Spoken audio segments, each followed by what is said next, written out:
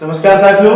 अपना जो चल रहा था वो क्या चल रहा था, हिंदी में भाषा चल रही है और भाषा के अंगों पर हम चर्चा कर रहे हैं। ठीक है, तो भाषा का जो पहला अंग है या हम कहें कि भाषा का जो सबसे पहला या सबसे मूल जो है ध्वनि या कहें वर्ण, उनकी चर्चा हमने कर ली है। ठीक है, इससे पहली वाली वीडियोस में हमने वर्ण क्या है, वर्ण की उत्पत्ति क्या है, वर्णों की रचना क्या है, वर्ण का उच्चारण क्या है, वर्णों का वर्गीकरण क्या है, ये पूरी बातों को हमने पिछली वीडियो में समझ लिया है। और मैं आपसे कहूंगा कि आप पिछली वीडियो को पूरे इत्मीनान से ध्यान से देख लें, एक एक बात को, एक एक शब्द को सुनने की कोशिश करें। तो वर्णमाला हमने कंप्लीट कर ली, वर्णमाला पूरी हो गई है भाई। अब वर्णमाला के बाद अगला जो टॉपिक है वो है काय को लेकर, शब्द को लेकर। वो है काय को लेकर, शब्द को लेकर।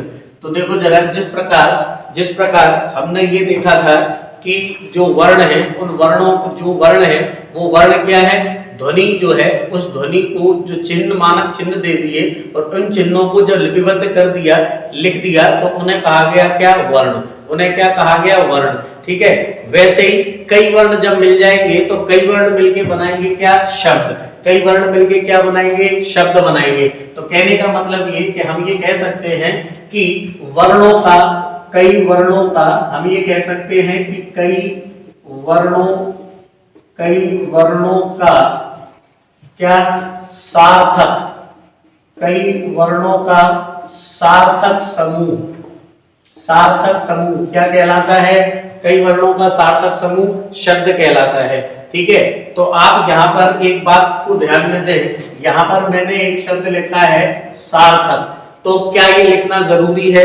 अगर हम ऐसा करते कि अगर इसमें से हम ये कर लेते कि सिर्फ इतना लिख देते कई वर्णों का व्यवस्थित समूह क्या कहलाता है, शब्द कहलाता है, तो ये परिभाषा कहाँ तक सही थी? और अगर गलत है, अगर वो सही थी तो उसको क्यों नहीं लिखा, यहाँ पर ये सार्थक शब्द क्यों जोड़ा गया, उसकी बात सुनो जरा।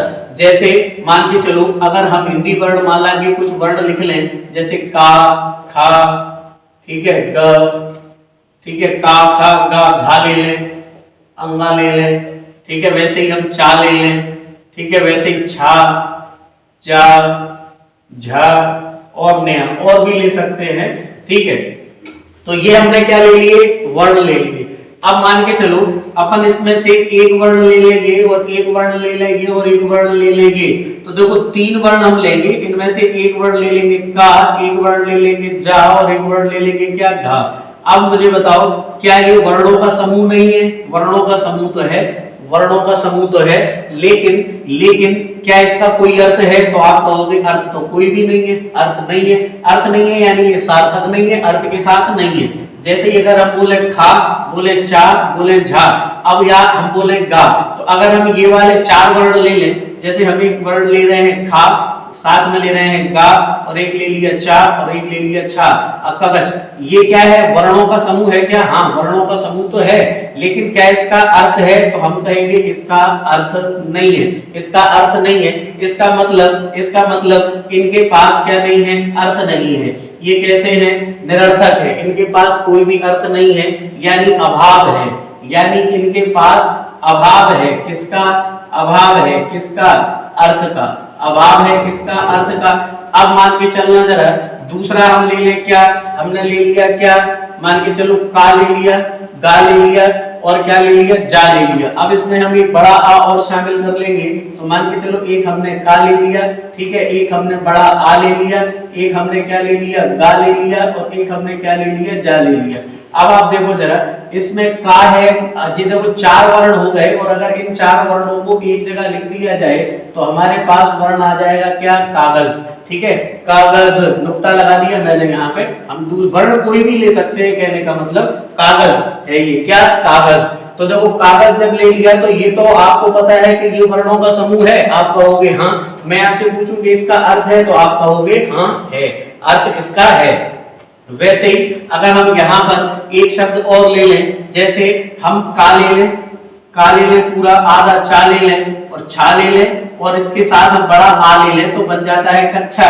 अब आप कहोगे कि इसका अर्थ है, तो हम कहेंगे हाँ अर्थ भी है। आप कहोगे वर्णों का समूह है, तो हम कहेंगे वर्णों का समूह भी है। तो इसका मतलब एक इसमें और एक इसमें, इन दोनों वर्णों में क्या है, अर्थ है। इन दोनों वर्णों में क्या है, अर्थ शामिल है। तो आप ये कहोगे तो क्या हम इनको क्या हम शब्द नहीं कह सकते? तो मैं कहूंगा नहीं कह सकते, इनको शब्द नहीं कह सकते। शब्द कौन से होंगे? शब्द ये होगा। शब्द कौन से होंगे? शब्द ये होगा। इसका मतलब ये होगा कि किसी भी वर्ण के समूह को सिर्फ और सिर्फ वर्ण के समूह को शब्द नहीं कह पाएंगे हम वर्णों के उसी समूह को शब्द कह पाएंगे जो कैसा होगा, सार्थक होगा। जो कैसा होगा, सार्थक होगा। मतलब ये होगा कि हम शब्द की परिभाषा को सिर्फ इतने से पूरा नहीं कर सकते कि कई वर्णों के मेल को समूह को क्या कहते हैं, मेल को नहीं, समूह को शब्द कहते हैं। इससे संतुष्टि नहीं होगी, पूरी परिभाषा होगी कि कई वर्णों का सार्थक जो समूह होता है उस सार्थक समूह को क्या कहा जाता है, शब्द कहा जाता है। इसका मतलब एक कंडीशन निकल के आती है। इसका मतलब क्या होता है, एक शर्त निकल के आती है। और वो शर्त क्या निकल के आती है, वो शर्त ये निकल के आती है, वो शर्त ये निकल के आती है कि शब्द मतलब हम ऐसा कहेंगे कि शब्दों की जो आवश्यक शर्त है, शब्द की जो क्या आवश्यक शर्त है कि वर्णों से जब उनको निर्मित किया जाए, वर्णों से जब उन्हें या उनको निर्मित किया जाए या उनका क्या किया जाए, निर्माण किया जाए, ठीक है, निर्मित किया जाए या निर्माण किया जाए, तो वे अपना क्या रखें, अर्थ रखें। तो वे अपना अर्थ रखते हों, तभी हम कह पाएंगे क्या, तभी हम कह पाएंगे कि वो क्या है, शब्द है।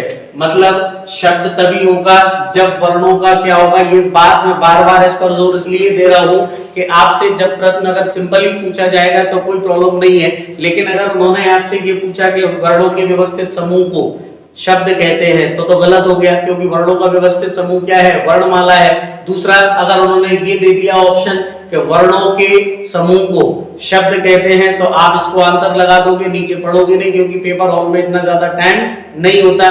तीसरा, अगर उन्होंने दिया कि वर्णों के सार्थक समूह को, तो सार्थक समूह का होना बहुत ज्यादा जरूरी है। इसलिए मैं बार बार इस बात पर जोर दे रहा हूं कि कई वर्णों का सार्थक समूह होगा तभी हम उसे क्या कह पाएंगे, शब्द कह पाएंगे। तो ये बात आपको याद रखना है कि शब्द किसको कहेंगे, वर्णों का एक ऐसा समूह जिसका क्या हो, कोई अर्थ हो, ठीक है, कोई अर्थ रखता हो, तभी वो क्या है, वर्ण है। ये बात समझ आ गई। अब आगे देखो जरा अगली बात। तो ये तो बात हो गई शब्द की। अब देखो शब्दों की दूसरी बात क्या है। शब्दों की दूसरी बात ये है कि शब्द जो होते हैं, ये शब्द जो होते हैं वो शब्द क्या रखते हैं, अपना अर्थ रखते हैं। यहां से हमने समझ लिया कि ये अपना क्या रखते हैं, अर्थ रखते हैं। लेकिन हम ये कहेंगे, इस आधार पर हम ये कह सकते हैं कि शब्द भाषा की अर्थ की दृष्टि से, शब्द भाषा की अर्थ की दृष्टि से क्या होते हैं, सबसे छोटी इकाई होते हैं। क्या होते हैं, सबसे छोटी इकाई होते हैं, सबसे छोटी इकाई होते हैं, ठीक है। तो देखो ये सबसे छोटी इकाई है, क्या, अर्थ की दृष्टि से भाषा की सबसे छोटी इकाई। लिखित रूप से भाषा की सबसे छोटी इकाई हमने देखी वर्ण है, और अगर लिखित ना पूछा जाए, उच्चारण पूछा जाए, तो सबसे छोटी इकाई क्या है, अपनी ध्वनि है। लेकिन यहाँ पर उन्होंने आपसे पूछा है कि अर्थ की दृष्टि से सबसे छोटी इकाई क्या है, तो हम कहेंगे कि अर्थ की दृष्टि से सबसे छोटी इकाई है क्या, शब्द, ठीक है। अब आप कहोगे कि अर्थ की दृष्टि से अगर ये सबसे छोटी इकाई है तो बड़ी इकाई कौन सी है, उसकी चर्चा हम आगे करेंगे। वाक्य है बड़ी इकाई। मैं थोड़ा सा बता देता हूं, जैसे हमने यहाँ पर कागज लिखा है, जैसे हमने क्या लिखा था, कागज। अब इस कागज का विधेय क्या है, इस कागज का क्या नाम से हम कहेंगे, इस कागज की विधि क्या है, ये कागज किस लिए लिखा गया है, तो इसमें भाव नहीं है, इसमें क्या नहीं है, भाव निहित नहीं है, इससे भाव क्लियर नहीं हो रहा है, लेकिन अर्थ तो है, अर्थ अलग है, भाव अलग है। तो भाव प्रकट नहीं हो रहा है, अर्थ प्रकट हो रहा है, इसलिए अर्थ की दृष्टि से तो सबसे छोटी इकाई ही हो गई।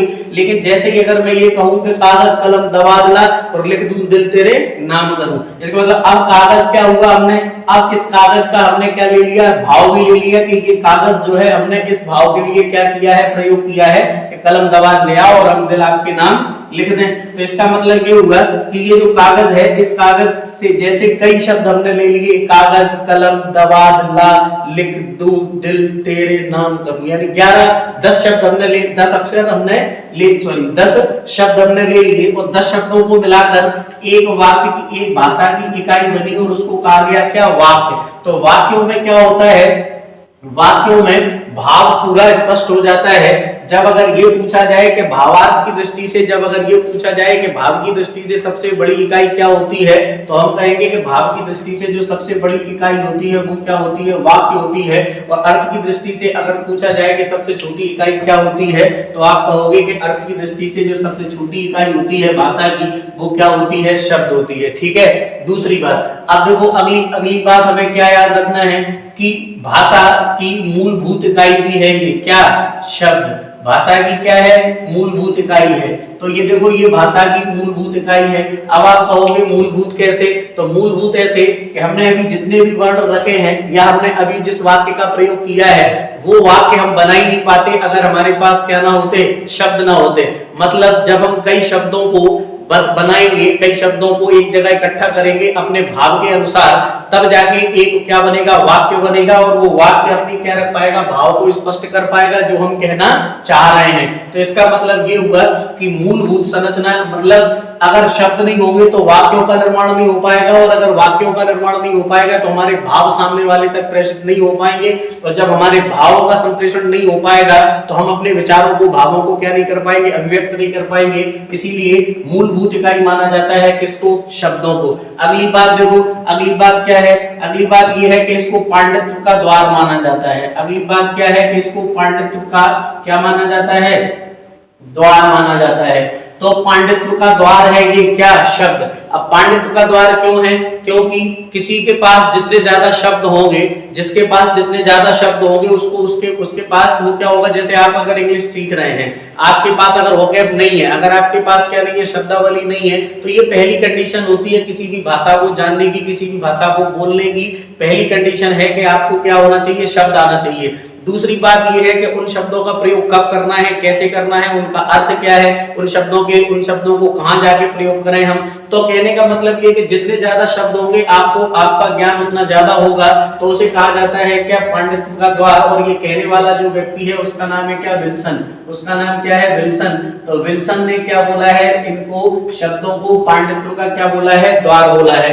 अगली बात, अगली और दूसरी बात देखो ये भी है, इसको पांडित्य का द्वार कहते ही हैं। तो पांडित्य का द्वार कहे जाने का कारण ये भी है कि जिस भाषा के में आपको जितनी ज्यादा शब्दावलियां आती हैं, आपके पास उस भाषा का ज्ञान उतना ज्यादा होगा। ठीक है, अभी हम चर्चा कर लेंगे कैसे। अगली बात देखो, अगला शब्द के बारे में जो बात है, अगली बात ये है शब्दों के बारे में कि शब्द को क्या कहा जाता है, व्याकरण का ये क्या होता है, व्याकरण का ये मूल पाठ है, या हम कहें कि व्याकरण का ये मूल भाग है। मतलब ये कि सबसे ज्यादा जो चर्चा होती है व्याकरण के अंदर, वो सबसे ज्यादा चर्चा किस पर होती है, शब्द पर होती है। मतलब ये कि शब्द, व्याकरण का उद्देश्य ही क्या है, शब्द है। मतलब ये हम ये कह सकते हैं कि अगर आपसे ये प्रश्न पूछा जाए कि व्याकरण का मूल उद्देश्य क्या है, किसके ऊपर क्या नाम से व्याकरण सबसे ज्यादा चर्चा करता है, वो जरूरी नहीं है कि आपकी भाषा हिंदी हो, कोई भी भाषा हो, आप किसी भी भाषा का प्रयोग कर रहे हैं, उस हर लैंग्वेज के अंदर जितनी भी लैंग्वेजेस आप पढ़ रहे हैं उनकी ग्रामर अगर आप पढ़ रहे हैं, तो प्रत्येक लैंग्वेज की अगर कोई ग्रामर आप पढ़ रहे हैं तो उस ग्रामर के अंदर जो सबसे महत्वपूर्ण चर्चा जिस पर होती है वो किस पर होती है, शब्द पर होती है। तो शब्द क्या होता है, व्याकरण का मूल भाग होता है, जिस पर सबसे ज्यादा क्या की जाती है, चर्चा की जाती है। तो ये काय के बारे में, शब्द के बारे में कुछ बातें हैं। ठीक है, अब अगली बात, अब देखो ये यहां तक आपको ये याद रखना है कि कई वर्णों का सार्थक समूह होगा तभी हम शब्द कहेंगे। आवश्यक शर्त है कि उनमें अपना क्या होना चाहिए, अर्थ होना चाहिए। ठीक है, अर्थ की दृष्टि से सबसे छोटी इकाई है क्या, आपकी शब्द। मूलभूत इकाई है क्या, शब्द। पांडित्य का द्वार है क्या, शब्द। और व्याकरण का क्या है, मूल विषय है। हम यहाँ पर ये भाग, या फिर हम कह सकते हैं कि व्याकरण का ये क्या है, मूल विषय है क्या, शब्द। ठीक, अब आगे देखो जरा, अब हम ये देखते हैं कि ये जो शब्द हैं इसके बारे में इतनी बातें क्यों की गई हैं। ठीक है, ये शब्द को इतना ज्यादा क्यों माना जा रहा है, तो देखो जरा शब्द के बारे में अगर हम देखें तो देखो शब्दों का अगर हम वर्गीकरण देखें, शब्दों का क्या वर्गीकरण, तो देखो जरा शब्दों का वर्गीकरण क्या है। तो शब्दों का वर्गीकरण, पहला शब्दों का जो वर्गीकरण है वो एक तो वर्गीकरण है काय के आधार पर, उत्पत्ति के आधार पर, ठीक। दूसरी बात, जो शब्दों का वर्गीकरण है इसी को कहा जा सकता है उत्पत्ति के आधार वाले को स्रोत के आधार पर, इसी को कहा जा सकता है इतिहास के आधार पर, इसी को क्या कहा जा सकता है, इतिहास के आधार पर। इसका मतलब ये कि शब्दों की उत्पत्ति कैसे हुई, क्या हुई, कितने आधार पर इसका क्या नाम से वर्गीकरण होता है, या ये पूछा जा सकता है कि उत्पत्ति के आधार पर शब्द कितने प्रकार के होते हैं। तो आप देखो जरा यहाँ पर कि जो उत्पत्ति के आधार पर शब्दों का जो वर्गीकरण है, काय के आधार पर, उत्पत्ति के आधार पर, तो उत्पत्ति के आधार पर जो शब्द है वो शब्द देखो कौन कौन से हैं। एक है कौन सा, तत्सम शब्द, ये उत्पत्ति के आधार पर। दूसरा जो शब्द है वो कौन सा है, तद्भव। तीसरा जो शब्द है वो कौन सा है, देशज। तीसरा जो शब्द का प्रकार है इसमें वो कौन सा है, देशज। एक शब्द है क्या, विदेशज, और एक शब्द है क्या, संकर। इसका मतलब ये हुआ कि जब बात की जाए कि आपकी कि उत्पत्ति के आधार पर शब्दों का वर्गीकरण या उत्पत्ति के आधार पर शब्द कितने प्रकार के हैं, तो आप कहोगे कि उत्पत्ति के आधार पर शब्द कितने प्रकार के हैं, 5 प्रकार के हैं।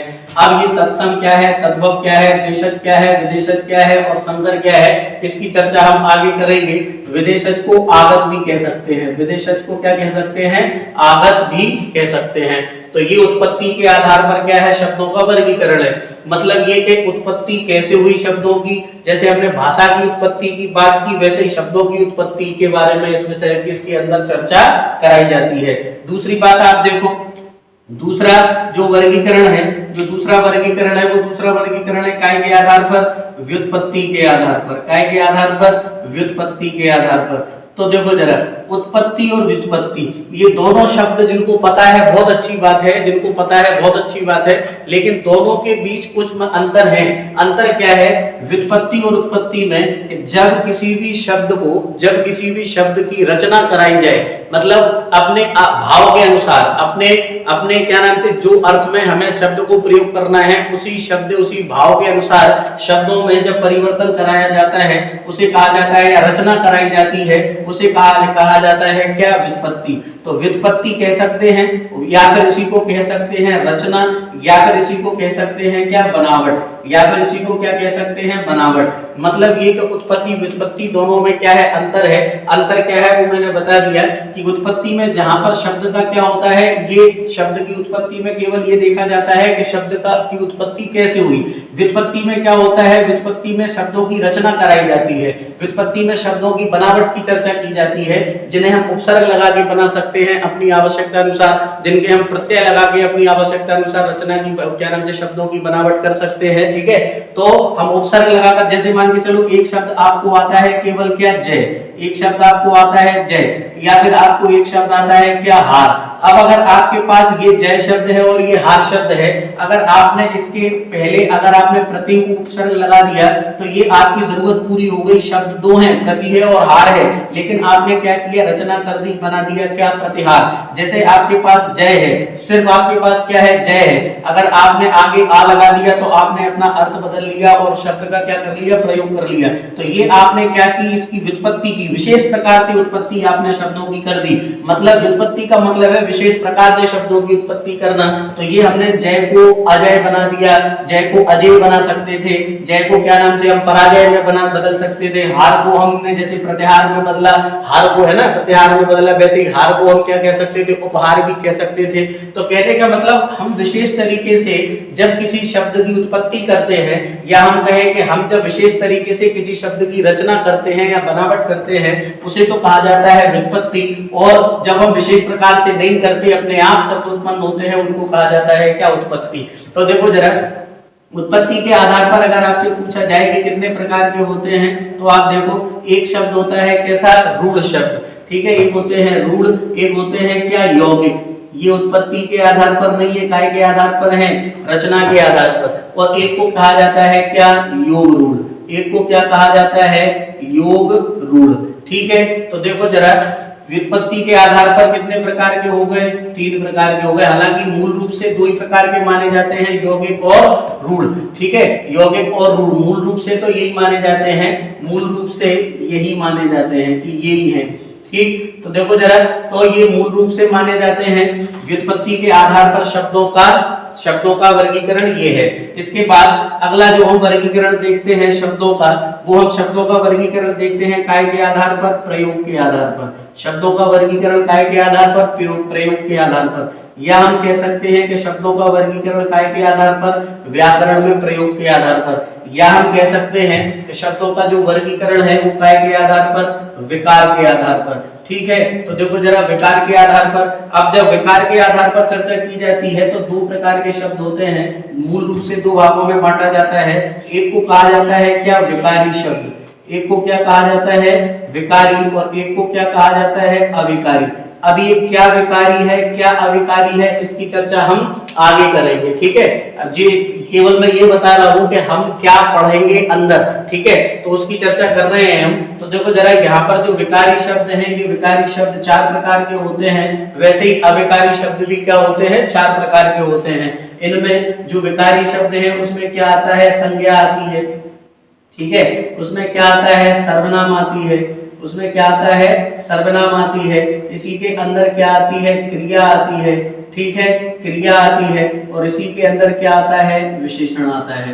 तो संज्ञा शब्द हुए, क्रिया शब्द हुए, विशेषण शब्द हुए, और आपके क्या सर्वनाम शब्द हुए, ये क्या है, एक प्रकार के विकारी शब्द हैं, चार प्रकार के हैं। और इधर अगर इनकी बात करें तो देखो, इन्हीं में क्या आता है, क्रिया विशेषण आता है, इन्हीं में क्या आता है, क्रिया विशेषण इसके अंदर आता है, अविकारी शब्दों के अंदर। ठीक है, दूसरी अगर हम बात करें तो क्या आता है, समुच्चय बोधक आते हैं इसी के अंदर, क्या, समुच्चय बोधक। इसी के अंदर क्या आते हैं, विस्मयादि बोधक आते हैं, क्या, विस्मयादि बोधक शब्द इसी के अंदर आते हैं। ठीक है, और इसी के अंदर क्या आते हैं, संबंध बोधक शब्द आते हैं। तो कहने का मतलब ये हुआ कि शब्द चार प्रकार के होते हैं, विकारी, और चार प्रकार के क्या होते हैं, अविकारी होते हैं। ठीक है, तो विकारी शब्द हैं, अविकारी शब्द हैं। अब यहाँ पर जिनके कारण विकार पैदा होता है, यहाँ पर अगर हम देखें कि इनमें जो विकार होता है, जिनके कारण जो विकार होता है, तो कुछ शब्द और हैं जिन शब्दों को हमें यहाँ पर देख लेना है, आगे हम देखेंगे। जिनमें क्या होता है, जिनमें देखो क्या होता है, कारक होते हैं, कारक।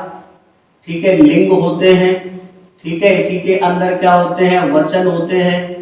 ठीक है, इसी के अंदर क्या होता है, काल होते हैं। तो हमें इनकी भी चर्चा करना पड़ेगी।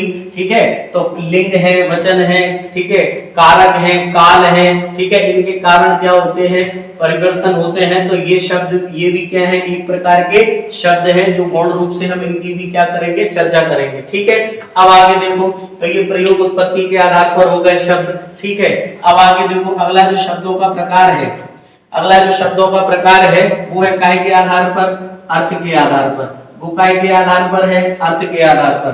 तो आप देखो जरा, जो अर्थ के आधार पर विभाजन किया जाता है, वो अर्थ के आधार पर जो विभाजन किया गया है, वो विभाजन किया गया है काय के आधार पर, अर्थ के आधार पर। तो उसमें क्या है, एक है क्या, समानार्थी शब्द, क्या, समानार्थी। ठीक है, समानार्थी। फिर इसी में आता है क्या, विलोमार्थी। इसी में क्या पढ़ेंगे हम, विलोमार्थी, यानी पर्यायवाची कहे और क्या, विलोम शब्द। इसी में कहें कि एक शब्द के लिए अनेक शब्द इसी के अंदर पढ़ेंगे हम। ठीक है, अगला अनेक शब्द के अंदर, अनेक के लिए हम क्या पढ़ेंगे, एक शब्द पढ़ेंगे, वो भी काय के अंदर पढ़ेंगे, इसी के अंदर पढ़ेंगे। ठीक है, एकार्थी शब्द होंगे, एकार्थी शब्द वो भी किसमें पढ़े जाएंगे, इसी में पढ़े जाएंगे। और क्या होंगे, अनेकार्थी शब्द होंगे, उनकी भी चर्चा हम इसके अंदर करेंगे। तो कहने का मतलब अर्थ की दृष्टि से समानार्थी यानी क्या नाम से पर्यायवाची है, विलोम शब्द है, एक के लिए अनेक शब्द हैं, अनेक के लिए एक शब्द है, एकार्थी शब्द हैं, अनेकार्थी शब्द हैं। ठीक है, तो देखो एकार्थी और अनेकार्थी शब्द इसके अंदर होते हैं। अगली बात शब्दों की अगर हम बात करें तो शब्दों की एक अगली बात होती है क्या, शब्द शक्ति जिसको कहा जाता है। तो शब्द शक्ति हम पढ़ेंगे। शब्दों की शक्तियां तीन प्रकार की होती हैं। एक शक्ति को कहा जाता है क्या, अभिधा शक्ति। एक शक्ति को कहा जाता है क्या, लक्षणा शक्ति। और एक को कहा जाता है क्या, व्यंजना शक्ति। तो ये तीन प्रकार की हम शक्तियों की भी चर्चा करेंगे। शब्द शक्ति इसको कहते हैं। तो इसमें अभिधा है, लक्षणा है, व्यंजना है। ठीक है, अब ये बात हो गई क्या, शब्दों की शक्ति की। ठीक है, तो मेरा कहने का मतलब ये कि आज का जो टॉपिक है, आज के टॉपिक में हमने चर्चा ये की है कि शब्द क्या है, और शब्दों में हम जो भी पढ़ें या इसके अलावा और भी हमारे पास कुछ शब्द होते हैं, जैसे हमारे पास उपसर्ग, ये भी क्या है, एक प्रकार का शब्द है। प्रत्यय, ये भी एक प्रकार का क्या है, शब्द है। तो हम उपसर्ग भी पढ़ेंगे, प्रत्यय भी पढ़ेंगे, ठीक है। तो इस प्रकार से हम जो भी पढ़ेंगे वो सब क्या पढ़ेंगे, शब्द पढ़ेंगे। अब आपको ये बात समझ में आ गई होगी कि ये जो सबसे महत्वपूर्ण जो टॉपिक है किसी भी व्याकरण के अंदर वो यही है। मतलब अगर हम संज्ञा, सर्वनाम, क्रिया विशेषण, समुच्चय बोधक, विस्मय बोधक, संबंध बोधक, क्या नाम से आपके लिंग, वचन, कारक, ठीक है, काल, ये सारी चीजें हम काय के अंदर पढ़ रहे हैं, शब्दों के अंदर पढ़ रहे हैं। तत्सम, तद्भव, देशज, विदेशज, आगत, संकर, ये सारी चीजें हम काय के अंदर पढ़ेंगे, शब्दों के अंदर पढ़ेंगे। तो आज का जो टॉपिक था, आज का टॉपिक केवल आपको ये बताने के लिए था कि शब्द क्या है, और शब्द की जो शब्द को इतना ज्यादा महत्व दिया जाता है, उसको इतना ज्यादा महत्व दिए जाने का कारण क्या है, ठीक है। तो इससे आपके दिमाग में ये कॉन्सेप्ट क्लियर हो जाना चाहिए। मेरा मानना हमेशा ये रहता है कि आप जो भी विषय पढ़ो, ठीक है, उस विषय के बारे में आपको पता होना चाहिए, पहले उससे थोड़ा सा परिचय हो जाना चाहिए, ताकि वो आपसे और आप उससे बहुत अच्छे तरीके से परिचित हो जाएंगे। तो कम से कम बहुत अच्छे से तभी हो पाओगे ना जब आप उससे थोड़ा बहुत रूबरू होगे। तो आप यहाँ पर क्या हो गए, शब्दों से थोड़े से मुखातिब हो लिए, हमें ये पता चल गया कि शब्द क्या है। तो हमने कहा कि शब्द क्या है, भाषा की इकाई है, कैसी, अर्थ की दृष्टि से सबसे छोटी इकाई है, और सबसे ज्यादा जो महत्व दिया जाता है काय के अंदर, किसी भी व्याकरण के अंदर, वो काय किसको दिया जाता है, शब्दों को ही दिया जाता है। और ये शब्द क्या है, भाषा का एक अंग है, भाषा का क्या है, एक अंग है। कल अगली जो कक्षा होगी उसमें हम विकारी शब्दों को लेकर चलेंगे, जिसमें संज्ञा, सर्वनाम, क्रिया विशेषण, इनको, ठीक है, इस तरीके से पूरा क्या नाम से आपका ये कंप्लीट हो जाएगा क्या, शब्द। फिर मैं आपसे कहूंगा इसको कि आप पूरी वीडियो जो इससे पहले वर्णमाला हो चुकी है, उससे पहले जो हो चुका है, जिसमें भाषा की हमने उत्पत्ति के बारे में, भाषा शब्द के बारे में, भाषा की उत्पत्ति के सिद्धांत क्या है, भाषा की विशेषताएं क्या है, भाषा का जो पारिवारिक वर्गीकरण है, या कितने प्रकार से आकृति मूलक और पारिवारिक जो वर्गीकरण है वो क्या है, ये सारी चर्चाएं हम पिछली वीडियो में कर चुके हैं। तो मैं कहूंगा कि आप पुरानी वीडियोस को जरूर देखें, बड़े ध्यान से देखें, तभी आपको ये सारी चीजें समझ आएंगी। अगला लेक्चर हम लेंगे संज्ञा सर्वनामों को लेकर, ठीक है। तब तक के लिए